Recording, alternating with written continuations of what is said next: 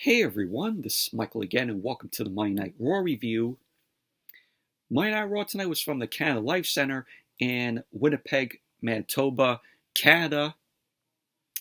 And the show just ended. And Monday Night Raw tonight, the show was very mediocre, in my opinion. It was also boring, in my opinion. The crowd was just in a coma through the night. I mean, we got a decent show last week, which I liked. And then we're right back to Monday Night Raw being boring, mediocre. But tonight on Monday Night Raw, we had Sami Zayn in action. He had taken on JD McDonagh. We had Chad Gable versus Giovanni Vinci. Gunther took on Otis. We had Drew McIntyre team up with Matt Riddle, and they ended up taking on the Viking Raiders. We had Rhea Ripley taking on Indi Hartwell. Of course, we had Becky Lynch versus Trish Stratus, in which Zoe Stark was barred from ringside. And in the main event, we had Cody Rhodes versus Finn Balor. What? No tag team main event this week? Holy shit. Something different to main event Monday Night Raw this week. And it's not a tag team match with the Judgment Day in it, or Sami Zayn, or Kevin Owens. Well, Kevin Owens is injured, but still, thank God no tag team main event. I mean, we still have Finn Balor, in the main event. He's part of Judgment Day. But at least it wasn't a tag team match. At least it wasn't rinse and repeat, tag team match. Judgment Day, Monday Night Raw main event every single week. But overall, Monday Night Raw, just a mediocre show it was. Very boring. Like I said, the crowd there in Winnipeg just was in a coma throughout the night. But anyways, let's jump right into the review. Monday Night Raw opened up tonight with the Judgment Day. So we had Damian Priest, Dominic Mysterio, and Rhea Ripley. All three of them made their way down to the ring. No Finn Balor. So Rhea Ripley got on the mic. She welcomed everyone to Monday Night Raw, the place the Judgment Day runs, to which the crowd ended up booing. Rhea Ripley ended up saying that she knows that lately things have been going their way. Damian Priest then got on the mic. He ended up saying that Balor should have walked out as the World Heavyweight Champion at SummerSlam. He ended up saying together they should have won their match last week. He ended up saying that clearly communication has been an issue. And Priest ended up saying that as long as he is Senora Money in the Bank, they'll always dictate what happens here. He ended up saying that tonight, Balor will handle Cody Rhodes, as he should, because he's one of the most dominant superstars of all time.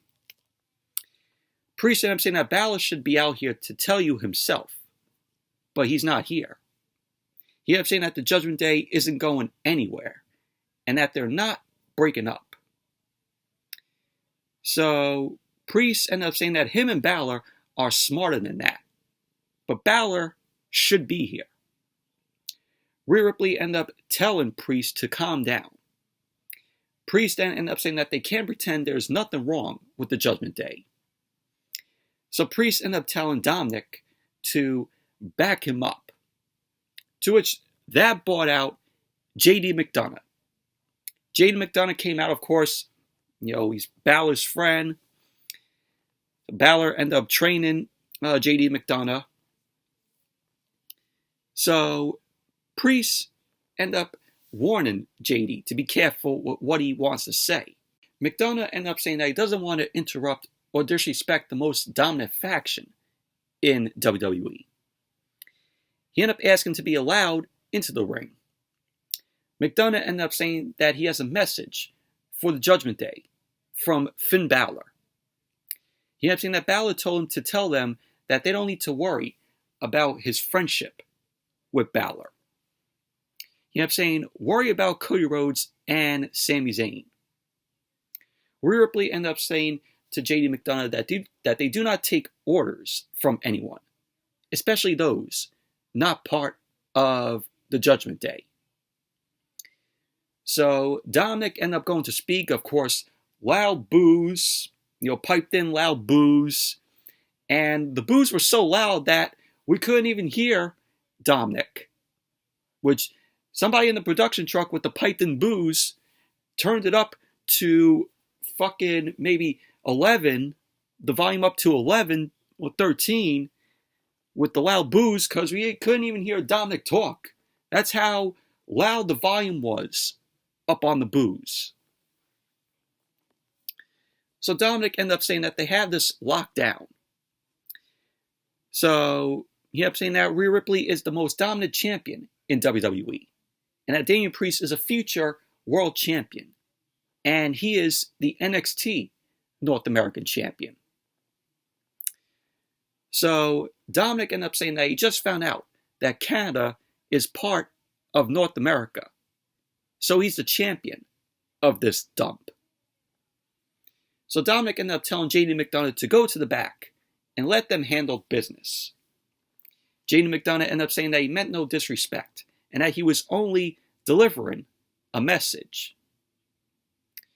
So Rhea Ripley ended up saying to JD McDonagh that they have a message to deliver to Balor, that they need to talk. So then Sami Zayn made his way down to the stage. He then ran down the ramp and attacked JD McDonagh. Of course, last week JD McDonagh ended up attacking Sami Zayn, took him out of the main event. So Sami Zayn started punching away at McDonagh. McDonagh ended up knocking Sami Zayn away, and he was looking for Judgment Day's help, but they ended up standing and looking at JD McDonagh. Zayn ended up taking McDonagh out before again on the ring apron, and he was staring at the Judgment Day. McDonagh got into the ring. He grabbed Sami Zayn's injured elbow, and he drove Sami Zayn's elbow into the ring post. McDonagh sent Sami Zayn into the ring post again, and pretty much that was basically that. That was how the segment ended. But overall, I thought this was a good opening to Monday Night Raw here. Of course, Judgment Day, coming out. Like that, we got JD McDonagh here as a messenger to Balor. So, but McDonagh looks like he's in good hands. And he's getting a chance. So that's pretty good. And then we had JD McDonagh versus Sami Zayn as Monday Night Raw came back from the commercial. This was a very good match here. So the match got underway. Sami Zayn started punching away at McDonagh. Zayn ended up knocking McDonagh back. He came off the second rope with a diving elbow to McDonagh's head. Sami Zayn ended up holding his injured left arm and started punching away at McDonagh. Sami Zayn ended up whipping McDonagh into the opposite corner and then delivered a back body drop to McDonagh. McDonagh quickly got out of the ring. Sami Zayn then chased McDonagh into the ring. McDonagh hit the ropes. Sami Zayn ended up dropping down and leapfrogged McDonagh, and then he ended up hitting a monkey flip. So Sami Zayn ended up grabbing McDonagh's hair, but McDonagh came back, started twisting and snapping Sami Zayn's injured arm. So McDonagh started stomping away at Sami Zayn's arm. McDonagh grabbed the injured arm and jumped over the top rope to snap Sami Zayn's injured arm off the rope. McDonagh then ended up hitting an arm breaker to Sami Zayn, and McDonagh ended up slamming Sami Zayn's arm, injured arm off the mat. Sami Zayn ended up chopping back at McDonagh. He was laying in some right hands. McDonagh then reversed the whip, but Sami Zayn end up holding the ropes. McDonagh end up charging, but Sami Zayn end up giving him another back body drop, which McDonagh went out of the ring. So Sami Zayn end up going to the outside. He clotheslined McDonagh down on the floor. Sami Zayn continued to hold his injured arm. McDonagh end up wrenching Sami Zayn's injured arm and jumped over the barricade to snap the arm off of the barricade. Sami Zayn was screaming in pain, and he rested his arm on the commentary table. McDonagh then ended up hitting a knee drop to Sami's injured arm, which dropped Sami Zayn down to the floor. And then Monday Night Raw went to commercial. Then as Monday Night Raw came back from the commercial, McDonagh was attempted to deliver a superplex to Sami Zayn, but Sami Zayn ended up fighting out of the superplex attempt. He ended up punching McDonagh down to the canvas. Zayn ended up leaping off the top rope, but McDonagh ended up drop kicking Sami Zayn out of midair, and he ended up going for the cover, to which Sami Zayn ended up kicking out. McDonagh continued to attack Sami Zayn's injured arm, and he sent him to the ropes. Sami Zayn then springboarded over McDonagh and delivered a clothesline. We had McDonagh end up stunning Sami Zayn with a kick to his midsection. McDonagh hit the ropes. Sami Zayn countered McDonagh with the Michinoku driver, to which Sami Zayn ended up going for the cover, and McDonagh ended up kicking out. Sami Zayn ended up pulling McDonagh up. He tried to hit the Blue Thunder Bomb, but his arm was hurting him.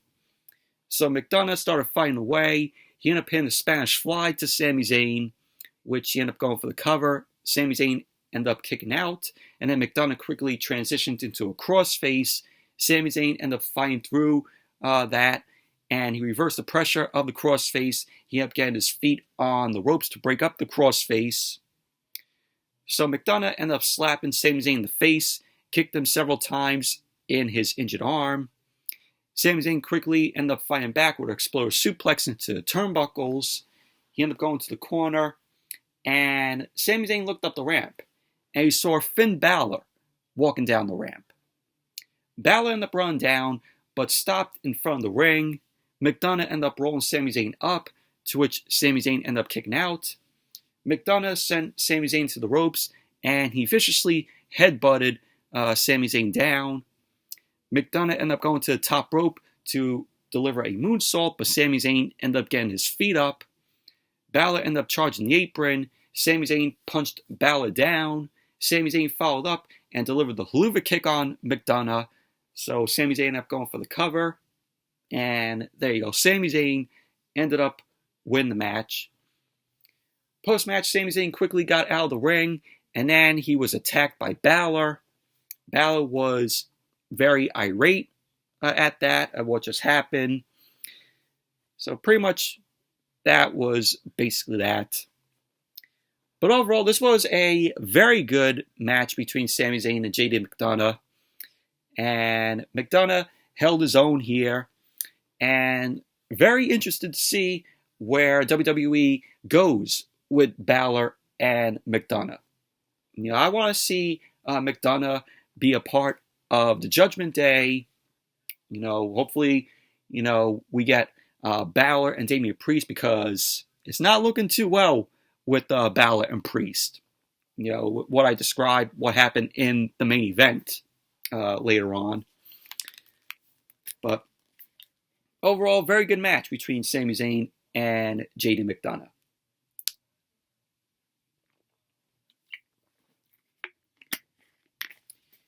And then we saw Chelsea Green. Chelsea Green was with Adam Pearce. Adam Pearce ended up explaining that Chelsea Green's partner, of course, Sonya Deville, tore her ACL. So Chelsea Green ended up stopping Adam Pearce from talking. She ended up saying that she worked hard for these titles. So pretty much Chelsea Green wants to keep the titles on her until Sonya Deville returns. But Chelsea ended up saying that she runs this place so much better if she were the manager. Chelsea Green ended up telling Adam Pearce that she threatens to call her lawyers before saying she'll call human resources on Adam Pearce. So Pearce ended up asking Chelsea what he should do. Chelsea then suggested that Anna Pierce hold auditions for her next tag team partner. And that is what Chelsea is doing on social media. She's saying, oh, we'll call this Chelsea's Got Talent. You know, anybody who wants to be our tag team partner until Sonya Deville returns, you know, let's do it. You could be one half of the women's tag team champions. So Kayden Carter and Katana Chance end up walking in. A legit tag team here. So they end up walking in. They end up saying that they heard about what happened to Sonya Deville. And they want a shot at the women's tag team titles. So then all of a sudden, someone ends up attacking both Katana Chance and Kayden Carter from behind. And that person was Piper Niven. Holy shit, they found Piper Niven. Where has she been? In catering. So Piper Niven ended up saying that she is Chelsea Green's new partner. Chelsea Green ended up suggesting that she leave her name and number, and she'll get back to her. So Piper Niven ended up taking one of the tag team titles, and she reiterated that she is now Chelsea Green's partner. So Piper Niven forcibly ends up telling Chelsea that she is her new tag team partner. But that is stupid, in my opinion. It makes no sense. Absolutely makes no sense. So, but that was that. And as Monday Night Raw came back from the commercial, we saw Byron Saxton. Byron Saxton was backstage with Cody Rhodes. Byron Saxton mentioned that Balor is a loose cannon to Cody Rhodes. Cody Rhodes ended up telling Byron Saxton that you have to be a loose cannon to be successful. Cody ended up admiring Balor to a degree. He ended up saying that Balor was a leader in Ireland, Japan, and now here with the Judgment Day. He ended up saying that the Judgment Day is vying for supremacy, not just on Raw, but in WWE as a whole. Cody ended up saying that Balor isn't the only leader in that group. He ended up saying that Damian Priest is an alpha dog, Rhea Ripley is a bona fide star, and then there's Dirty Dom, who is submissive, but a champion nonetheless. So Cody ended up saying that they tried to take out Sami Zayn, and that they've already taken out Liv Morgan and Kevin Owens. Cody ended up saying that he hasn't wrestled in Winnipeg in years, and that he has friends in this town. He ended up saying that he'll be ready for Balor. So pretty much that was basically what Cody had to say. You know, saying that, you know, he is ready for Balor. He admires him. And then we saw Gunther. He was out there with Giovanni, Vinci, and Ludwig Kaiser. Gunther was standing on the commentary table. Gunther is 25 days away from being the longest reigning Intercontinental Champion of all time. So, he ended up saying that his next opponent for the Intercontinental Championship will be Chad Gable. Gunther ended up saying that on the journey to being the best Intercontinental Champion of all time, the Ring General has arrived in Winnipeg. Gunther ended up saying that as a European, he's always looking forward to coming to Canada. He ended up saying after walking around the streets and looking at the people's faces, he understands why this is the armpit of Canada. I think Gunther, described that because look how bad the crowd was tonight throughout the whole show. Gunther ended up saying that he is here to address the next number one contender for the Intercontinental Championship, Chad Gable. Gunther ended up saying that he was impressed with Chad Gable's victory last week. He ended up saying that in general, this man has been working hard for years. He ended up saying that Gable is a former Olympian and probably the best athlete this company has to offer. Gunther ended up saying that he has achieved more in 1 year than Chad Gable has in his entire career. He ended up saying that everyone thinks Gable is a threat, but it's ridiculous to think Chad Gable will dethrone him. So there we heard, shush! So Chad Gable walked out to the stage with Otis and Maxine Dupree. Chad Gable ended up thanking the crowd. I'm going, no, thank you. God, so cringe. It's so cringe when he's on the mic and he's going, shush, and a thank you. Absolutely cringe and fucking awful. So Chad Gable ended up saying 2 weeks ago, Gunther put time on the clock and said he couldn't last 5 minutes with him. But he did, and beat him at his own game. Yeah, which that was a waste, because then we got a regular matchup between the both of them.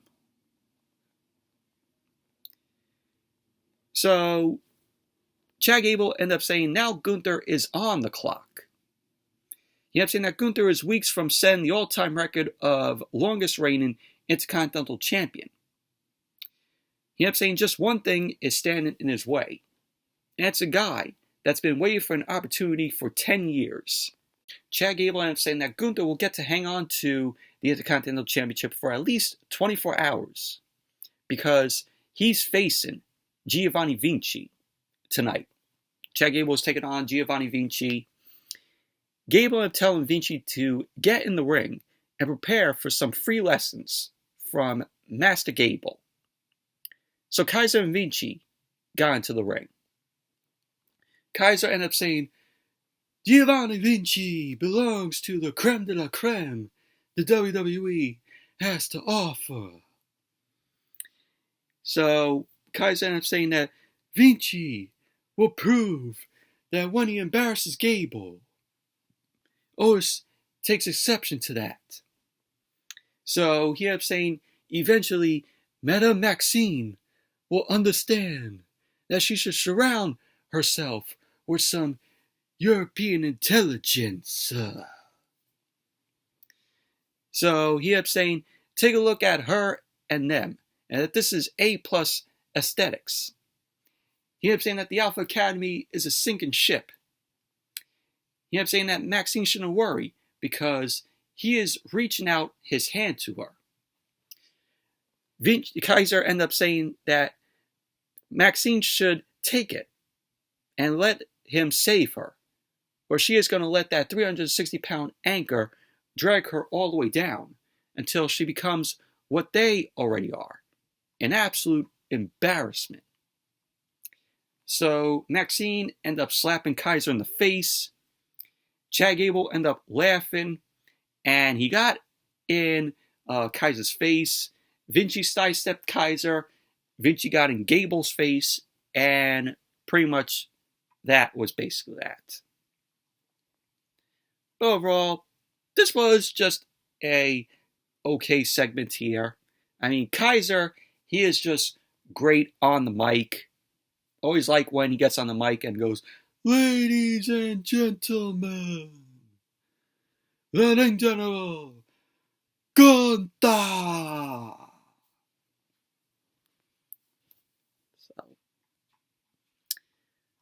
And as Monday Night Raw came back from the commercial, we had Giovanni Vinci versus Chad Gable. Of course, you had Gunther and Kaiser out there, and Otis and Maxine, out there. But this was a decent match here. Matching up starting, they both end up locking up, Vinci and Gable. Vinci ended up backing Gable into the corner and shoved him. Both guys locked up again. Vinci applied a side headlock on Gable. Vinci ended up wrenching Gable's arm. Gable ended up twisting out of that.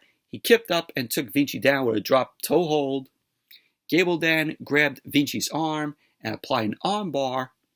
Vinci ended up fighting up and he lifted Gable, but Gable ended up sliding off and sent Vinci into the ropes.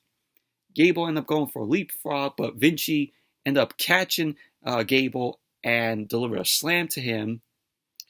Vinci put Gable in the corner and he delivered a chop to him. Vinci then connected with a back suplex, and he ended up going for the cover, to which Gable ended up kicking out. Vinci then whipped Gable into the turnbuckles and then clotheslined him in the back of the head. And so Vinci ended up going for the cover. Gable ended up kicking out again. Vinci ended up grabbing Gable and connected with a backbreaker, to which Vinci ended up going for the cover again, and Gable kicked out. Vinci ended up punching Gable. Gable began to fight back. Vinci ended up pushing Gable into the corner and chopped Gable's chest. Vinci put Gable on the top rope, but Gable ended up grabbing Vinci's arm and applying an arm bar to Vinci over the ropes. Gable then ended up releasing the arm bar before being disqualified. So Gable ended up going for a German suplex, but Vinci ended up elbowing Gable.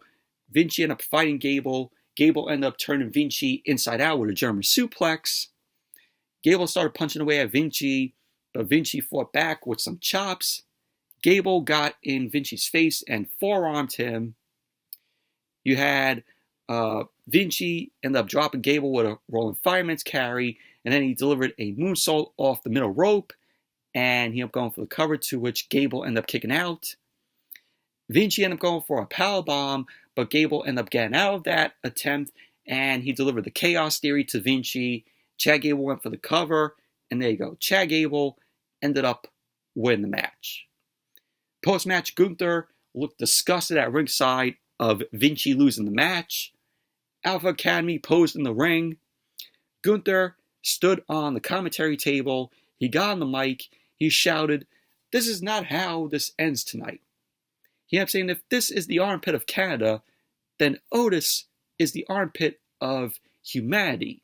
He ended up saying that if Otis wants to have fun, he will drag him all over the mat. So Gunther ended up challenging Otis to a match. So we got the match as Monday Night Raw came back from the commercial. Gunther versus Otis. And this was a quick match here. Match ended up starting. Both Gunther and Otis were circling the ring. So they ended up locking up. Gunther ended up turning Otis into the corner. Gunther ended up pushing Otis' face. Otis then shoved Gunther back. Gunther slapped Otis in the face, and that only upsetted Otis. Gunther ended up punching Otis, but Otis ended up gyrating. Otis absorbed the shoulder tackle, so Gunther ended up taking Otis down with a big boot. Gunther then started stomping on Otis against the ropes. Otis ended up chopping back at Gunther, but Gunther ended up dropping Otis to his knees with a chop. Gunther then ended up catching Otis with a front face lock, and then he started clubbing Otis' back. Gunther ended up punching Otis into the corner. Otis then reversed the whip to the corner and decked Gunther with a clothesline. Gunther ended up stumbling around the ring. He ended up grabbing Otis, and he hit an elbow to Otis' nose. Gunther ended up ripping at Otis' face and elbowed him in Otis' nose again. So Gunther ended up digging his boot into Otis' face. Gunther was shown bleeding from under his left eye. Gunther then knocked Otis into the corner and chopped at Otis' chest. Otis ended up absorbing the chop, and he started to thrust his hips. Otis ended up mauling Gunther with some punches. Gunther came back and uppercutted Otis back and delivered a boot to his face. Gunther ended up charging, but Otis ended up elbowing Gunther in his jaw. Gunther ended up shouldering Otis back, but Otis ended up stunning Gunther with a club to his chest. Gunther hit the ropes. Otis ended up catching Gunther with an exploder suplex, which was crazy. Otis then ripped his shirt off. He started to do the caterpillar, but Gunther ended up booting Otis down. So Gunther ended up powerbombing Otis, which was crazy there. So Gunther ended up going for the cover, and there you go. Gunther ended up winning the match. Post-match, Chad Gable came into the ring. He ended up hitting a German suplex to Gunther. Gunther got out of the ring. He retreated with Giovanni Vinci and Ludwig Kaiser, and pretty much that was basically that. But overall, quick match this was. Obviously, Gunther was going to get the win here.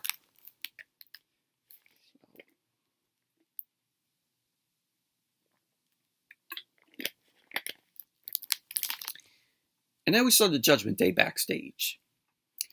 Damian Priest ended up telling Balor that he should be with his family rather than messing around with JD McDonagh getting punched in the eye. Rhea Ripley ended up saying that they're dominant, but look weak with all the infighting. JD McDonagh then walked up to them. That upsetted Priest. Balor ended up telling McDonagh that he'll catch up with him later. Balor ended up saying that they're going to handle business tonight. So Priest ended up getting fired up, and that was basically that. So then we saw earlier in the day, Jackie Redmond caught up with Drew McIntyre. Jackie Redmond ended up saying to McIntyre that it is so great to have McIntyre back on Raw. So she ended up saying, on behalf of the WWE Universe, what's next for him? So Matt Riddle walked up to Drew McIntyre before McIntyre said anything. Riddle ended up saying that he's been feeling a different kind of way and that he wants to start a new tag team. He ended up saying that the Viking Raiders issued an open challenge, and Riddle ended up telling McIntyre that he accepted the Viking Raiders challenge. Riddle ended up asking McIntyre if he'll be his tag team partner. So Riddle then ended up suggesting names. McIntyre then ended up holding the finger up to silence Riddle. McIntyre ended up saying to Riddle that he'll consider it if he can't find a tag team partner. So McIntyre walked off. Riddle then recognized that he has possibly a chance with Drew McIntyre being his partner. So that was that. So then we had the match.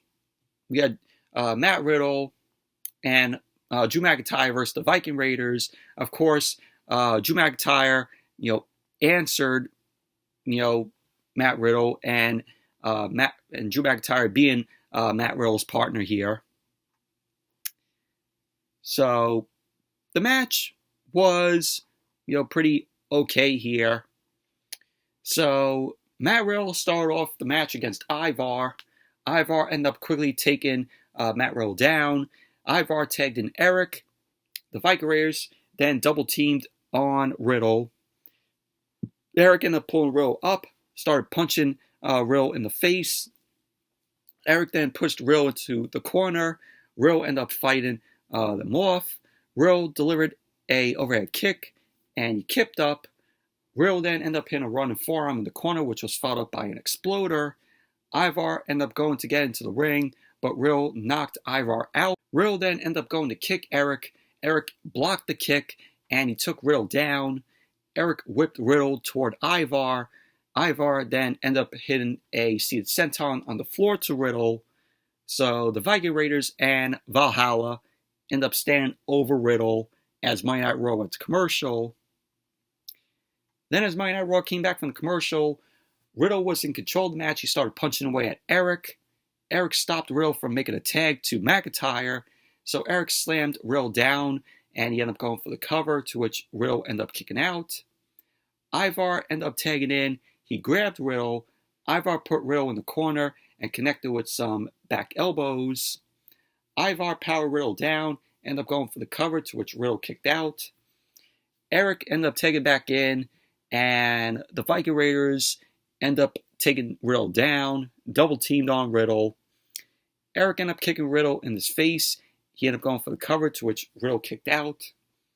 Riddle fought back, ended up hitting a Fisherman's Brainbuster to Eric.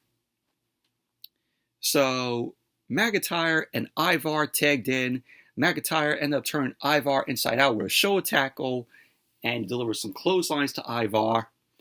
McIntyre ended up hitting Eric with an overhead belly-to-belly suplex. McIntyre hit Ivar with a neckbreaker, and then he delivered one to Eric. McIntyre ended up going for a Future Shock DT to Ivar, but Ivar powered McIntyre into the corner. Ivar ended up kneeing McIntyre. He hit the ropes, but McIntyre ended up catching Ivar with a Michinoku driver. So McIntyre ended up going for the cover, to which Ivar kicked out. Ivar got back up, and he ended up standing against the ropes. McIntyre ended up clotheslining Ivar over the top rope. So Eric ended up tagging in before McIntyre clothesline Ivar. So McIntyre ended up bringing Eric into the ring, and he signaled for the Claymore kick. Ivar then distracted McIntyre, and Eric ended up attacking him. Riddle and Ivar tagged in. The Viking Raiders ended up hitting Riddle with a German suplex, springboard clothesline combo. So Eric tagged back in. Riddle kneed Eric. Riddle then flipped through a back suplex, and McIntyre tagged in. McIntyre then ended up hitting Ivar with the Glasgow Kiss. Eric ended up hitting McIntyre with an Exploder. And we had, at the end of the match, Eric ended up getting into the ring. McIntyre delivered the Claymore to Eric. So McIntyre ended up going for the cover. So there you go. Matt Riddle and Drew McIntyre ended up winning the match. But overall, it was a okay match, here. And I was thinking that here, McIntyre was going to turn heel and take down Matt Riddle, which McIntyre, at a point, he needs to go heel. I think McIntyre, in my opinion, is getting stale as a babyface. He needs a change. So hopefully WWE gives McIntyre a heel turn at some point, because he needs it. McIntyre has been a babyface for so long. He needs a change. So then we saw Candice LeRae and Indi Hartwell backstage with Smiley Raquel Rodriguez. So Raquel was frustrated that she still hasn't been cleared to compete, and she was wearing a knee brace. Raquel ended up saying that tonight is Indi Hartwell's night, and she will show the WWE Universe what she's all about. What? Taking a pin? So then we had Drew McIntyre and Matt Riddle backstage as Monday Night Raw came back from the commercial. Riddle ended up saying that him and McIntyre are unstoppable. McIntyre ended up telling Riddle to pump the brakes.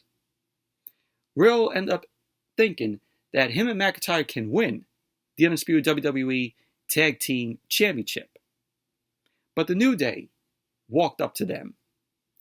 Xavier Woods was unhappy that they're talking about winning the titles on Kofi's birthday.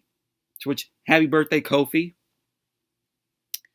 Kofi ended up saying that they won one match and are already talking about the Tag Team Championship, the Undisputed WWE Tag Team Championship. You end up saying that everyone's going crazy since they've been gone. So the New Day ended up challenging Riddle and McIntyre to a match next week, to which Riddle ended up accepting. So Riddle is calling him and McIntyre the Glass Bros. Yeah, that's their new team name for McIntyre and Riddle, the Glass Bros. So now we have Rhea Ripley versus Indi Hartwell. Boring match this was. Rhea Ripley immediately attacked Indi. She had thrown her across the ring. We had Candice LeRae out there. Rhea Ripley started punching away at Indi and put her in the corner. She started punching Indi in her midsection. Rhea Ripley ended up whipping Indi to the opposite corner. Rhea Ripley ended up hitting a run and shoulder thrust and ended up chopping at Hartwell. Ripley ended up sending Hartwell to the opposite corner, but she ended up hitting the ring post shoulder first because Hartwell ended up moving out of the way. Hartwell ended up punching away at Rhea Ripley. She ended up delivering a spine buster to Rhea Ripley, and she went for the cover, to which Rhea Ripley ended up kicking out. Indi Hartwell ended up putting Rhea Ripley on the apron. She ended up kicking her to ringside.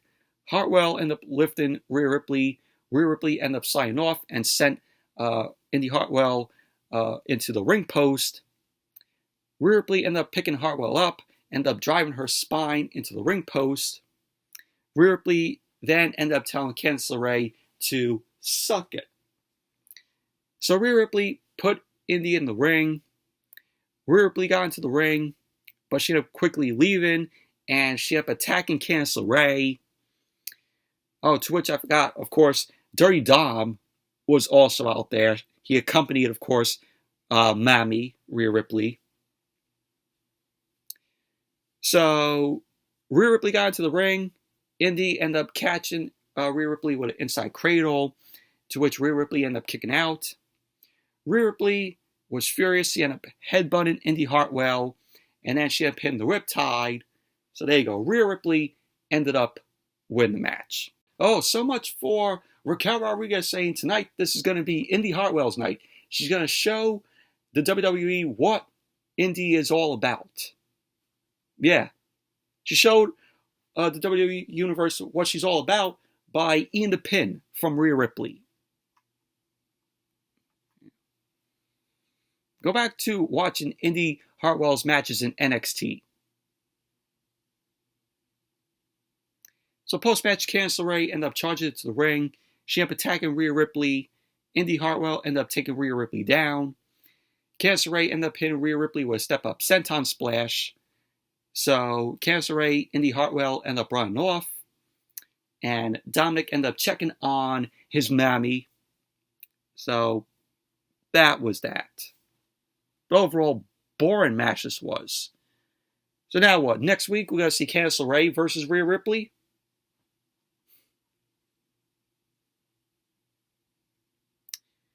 And then we had Shinsuke Nakamura. Shinsuke Nakamura ended up making his way out. He was going to explain his actions against Seth Rollins. So Michael Cole was in the ring with Nakamura.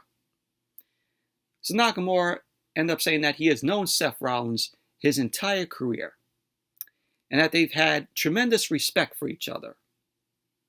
So Michael Cole was like to Nakamura, why did he attack Rollins last week?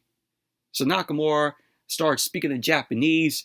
He was getting the what chants from the crowd. Nakamura then ended up saying, I want the World Heavyweight Championship. So Michael Cole ended up asking if Nakamura needed to kick Rollins in the head. To which Nakamura spoke in Japanese again. And then he got interrupted by Seth Rollins. Seth Rollins made his way out. And I'm like, what the fuck was he wearing? What the fuck was Seth Rollins wearing tonight? It looked like he was wearing a wedding dress out to the ring. It was all white. It resembled a wedding dress. So Rollins got into the ring.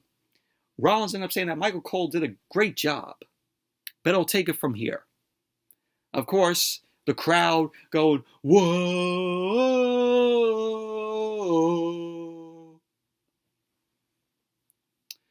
So Rollins ended up welcoming Winnipeg to Monday Night Rollins. Rollins ended up saying that he has to hand it to Nakamura. And that last week, he played him to perfection. He ended up saying that Nakamura set him up and knocked him out. All in the name of the World Heavyweight Championship. So he ended up saying that Nakamura isn't telling them the entire truth, because Rollins ended up saying that he isn't hard to find. He ended up saying that every single week, he stands in the center of the ring, dressed to the nines. World Championship around his waist with the entire world singing his song. And of course, we got, whoa, from the crowd. So, Rollins ended up saying that if Nakamura wanted a crack at the World Heavyweight Championship, all he had to do was ask. He ended up saying that Nakamura didn't ask him, and that he kicked him in the face. Rollins ended up saying that for a week, everyone has been asking why Nakamura did that to him. Rollins ended up saying that he's less concerned with why Nakamura kicked him in the face, and more concerned with how he can get even. So Rollins ended up saying that he has a surprise for Nakamura. Nakamura wins. He ended up saying the best way for him to get what he wants is to give Nakamura what he wants. Rollins ended up saying that if last week's attack was a challenge, then he accepts the challenge. He ended up saying that it'll be the King of Strong Style, Shinsuke Nakamura, versus the Visionary, Seth Rollins for the World Heavyweight Championship. I'm saying that Nakamura can name the time and place, and he will be there to kick his ass. Rollins ended up saying that they can give the people what they want now that they both have what they want. He ended up saying, how about Nakamura grow a set, shake his hand like a man, and get out of his ring and let Winnipeg sing his song. So Rollins then extended his hand to Nakamura. Nakamura then shook Rollins' hand. Nakamura then whispered something into Rollins' ear. Rollins looked shocked, but we don't know, of course, what Nakamura said to Rollins. So Nakamura left the ring. Nakamura then ended up running back into the ring because Rollins looked away, and then Nakamura ended up hitting Rollins with a Kinshasa. So Rollins then slapped the man in frustration as Nakamura headed up the ramp. So pretty much that was basically that. Overall, this was just a very meh segment here. They could have done just a interview backstage with Nakamura. This did not need to be in the ring here. This interview did not need to be conducted in the ring. Could have just had this interview backstage, 1, 2, 3, and that's it. Just a meh segment. It was just kind of there. But I had to say, we're probably going to get Nakamura versus Rollins for the World Heavyweight Championship at Payback. So that's where I see WWE, going with this. That's going to be a match for Payback there.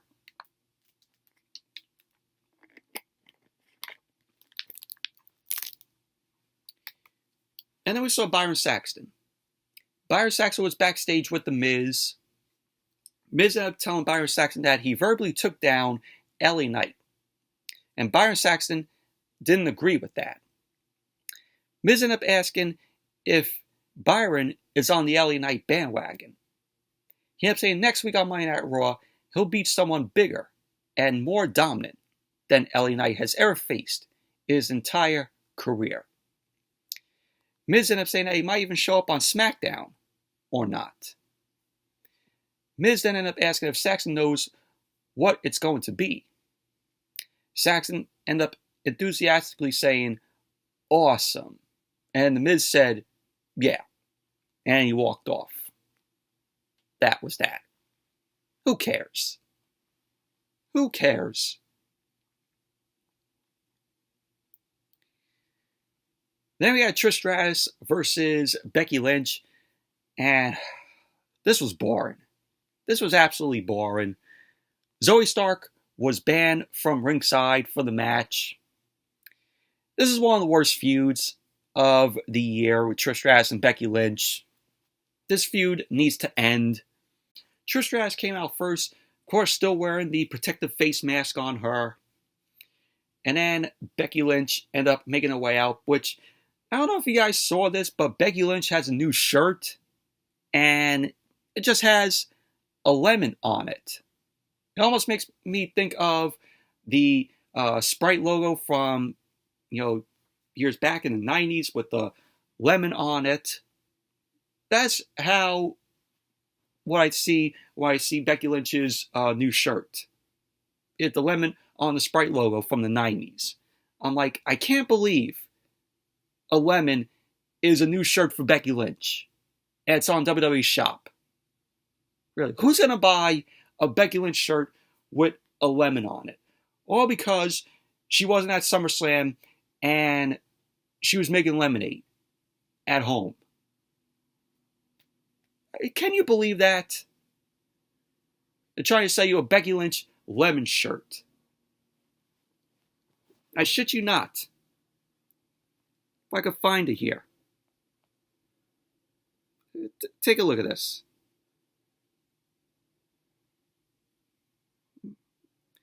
So I just had to search this up here.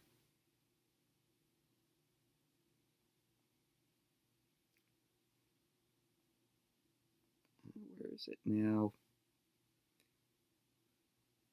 Yeah, look. Like a little brightness here. Look. That's a new shirt. Yeah, that's Becky's new shirt. Can you believe that?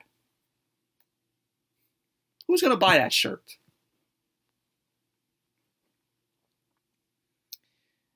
So, the match got underway, and Trish Stratus and Becky Lynch circled the rings. They started throwing punches at each other. Becky Lynch ended up powering Trish Stratus to the corner, ended up hitting some shoulder thrusts. Becky ended up punching Trish Stratus down, bounced her off the turnbuckles. Becky ended up stomping her down. Trish Stratus then began to fight back.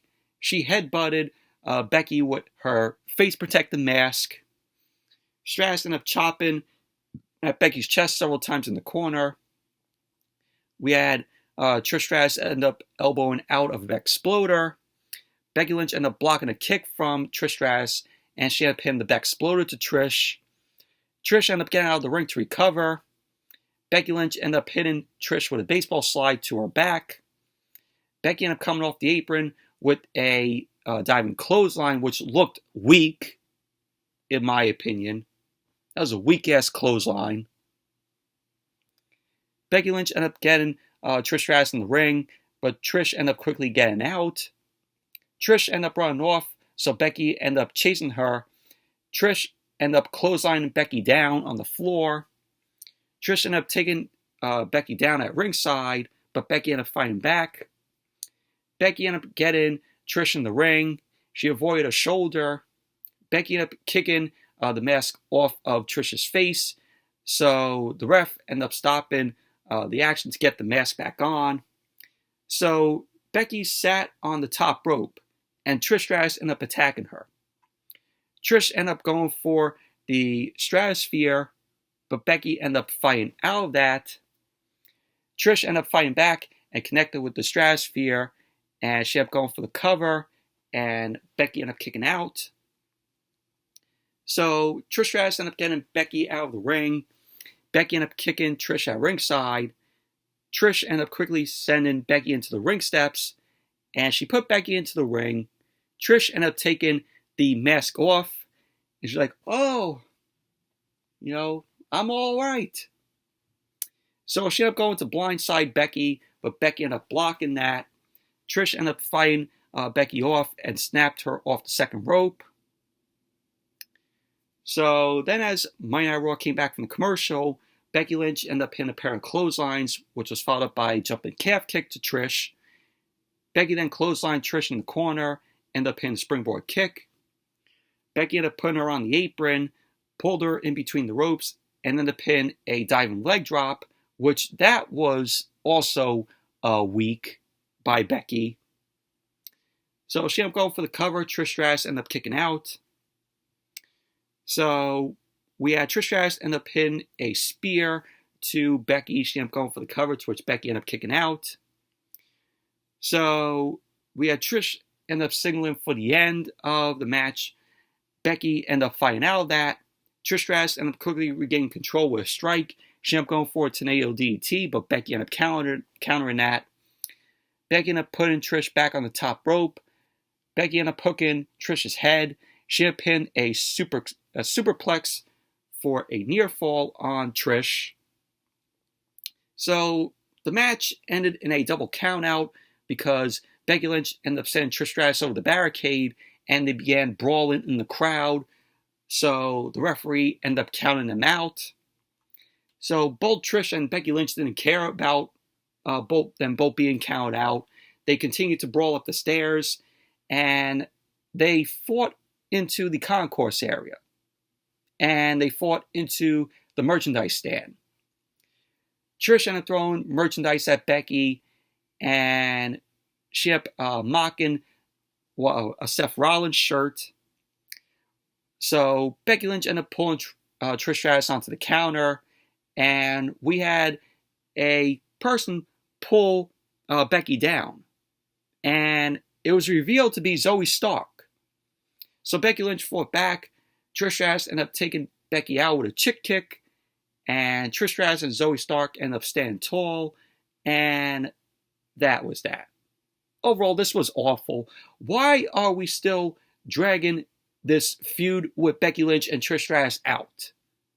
This feud has overstayed its welcome. It needs to end. Jeez.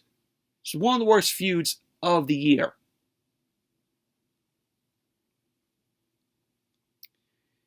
So then, as Monday Night Raw came back from the commercial, Gunther was backstage with Kaiser and Vinci.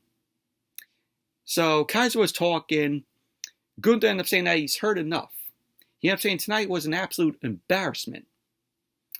And he ended up saying ever since they've come to Raw, Vinci has been disappointing. He ended up saying as for Kaiser, he neglected all his responsibilities because he was focused on Maxine Dupree. So Kaiser ended up apologizing. He ended up saying that it should have never happened, but he guarantees it will never happen again. Kaiser ended up saying that he can fix it, but Gunther ended up saying that he'll fix it himself, and he'll sort this out by himself. He ended up saying if Chad Gable wants his Intercontinental Championship, he'll have to take it off of him next week. So Gunther ended up walking off, and that was that. So again, Chad Gable versus Gunther next week for the Intercontinental Championship. And then we saw Trish Stratus and Zoe Stark walking backstage. So Adam Pearce was irate. And he was saying, oh, well, Trish, you do everything to wiggle your way out of the match. So Adam Pearce ended up telling Trish that the next time they do this match, it'll be in a steel cage. So there you go. Becky Lynch versus Trish Stratus, the rematch is going to be in a steel cage. Oh, like I'm so excited. And I hope that will be it for this feud. I said the feud needs to end. Stop dragging it out. This feud is awful.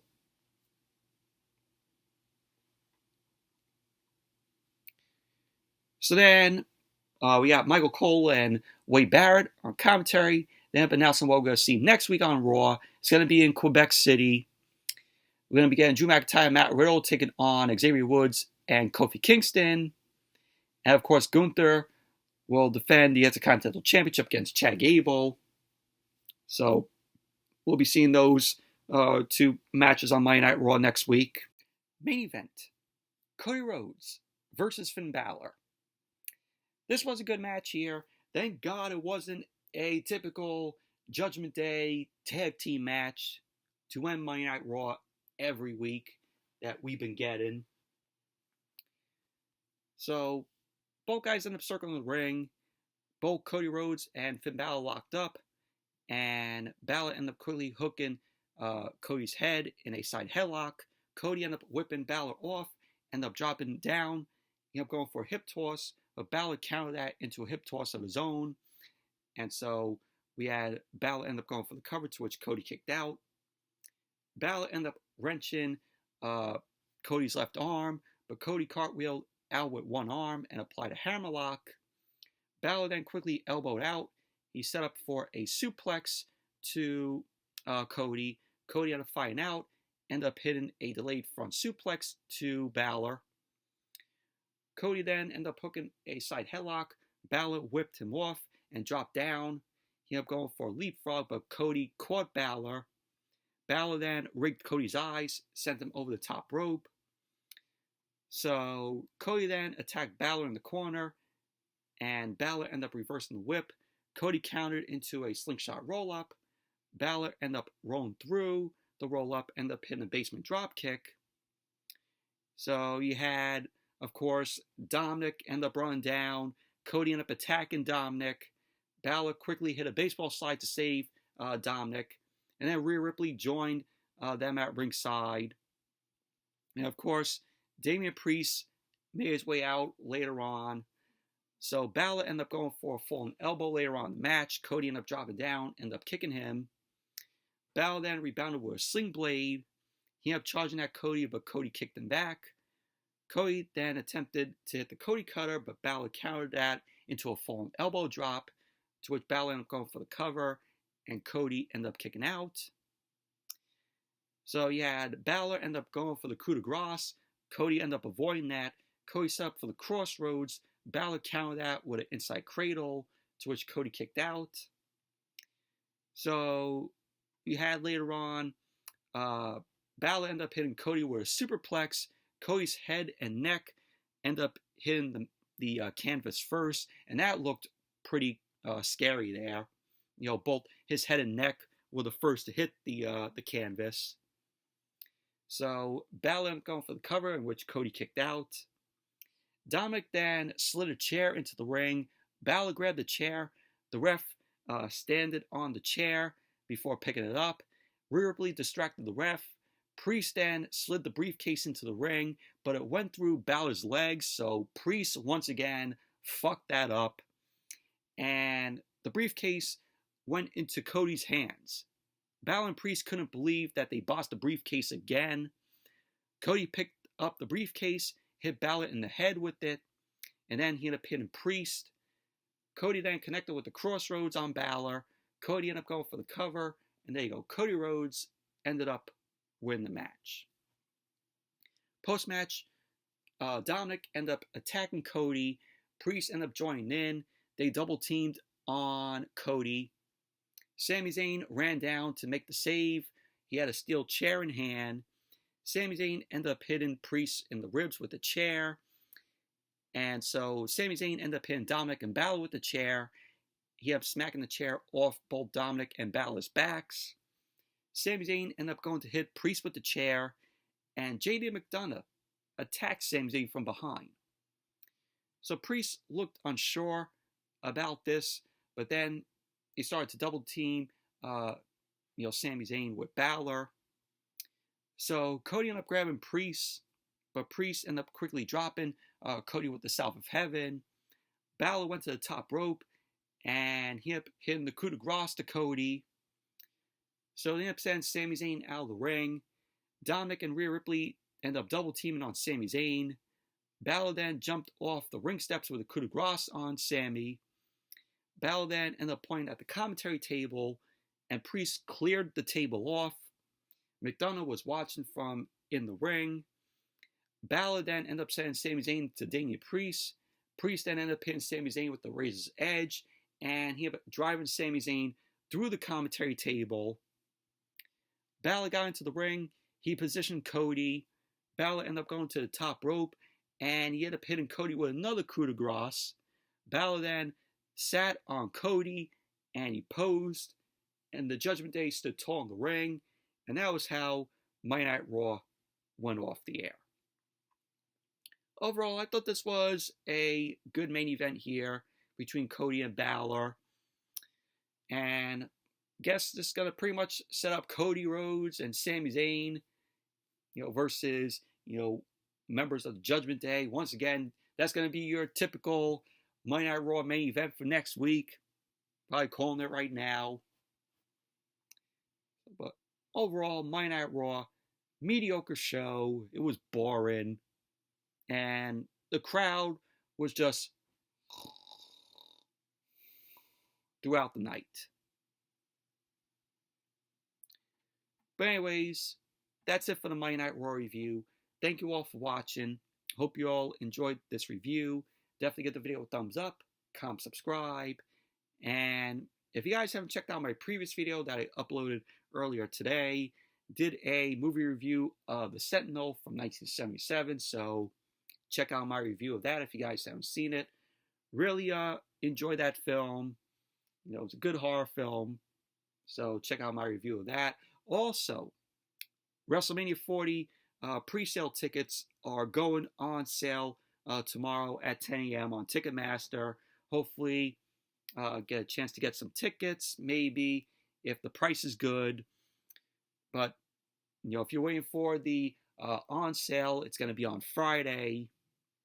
So, but if you have your pre-sale codes for WrestleMania 40 pre-sale tickets tomorrow, hopefully you all get, your WrestleMania tickets tomorrow, or wait until Friday, but good luck. But anyways, thank you all for watching, and I will see you all Wednesday for AEW Dynamite.